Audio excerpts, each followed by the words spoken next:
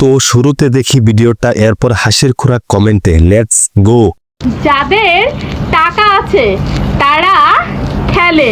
টাকা থাকলেই খেলা যায়, এটা বাস্তব কথা। তোমাকে দেখলেই বোঝা যায়, তোমাকে তো মানুষ টাকা দিয়ে কিনে নিয়েছে, তাই। तो चलिए शुरू करते हैं। এক পেতনি আরেক পেতনিকে বলে,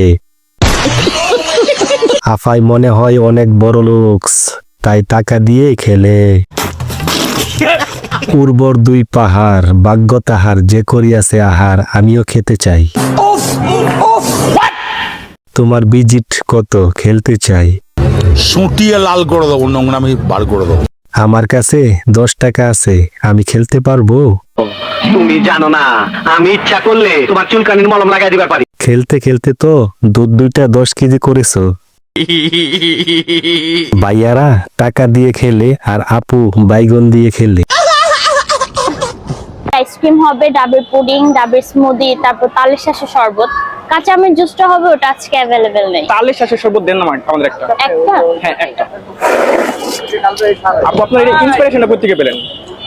এটা অ্যাকচুয়ালি আমাদের যে আইটেম গুলো, আমার বড় আপু উনি আর কি ভিয়েতনাম ঘুরতে গেছে, তো ওইখানে টেস্ট করছে, টেস্ট করে উনি ইন্সপায়ার হয়ে আর কি মেড করছে। আমাদের আরেকটা ব্রাঞ্চ আছে, ওটা হচ্ছে तो चलिए शुरू करते हैं।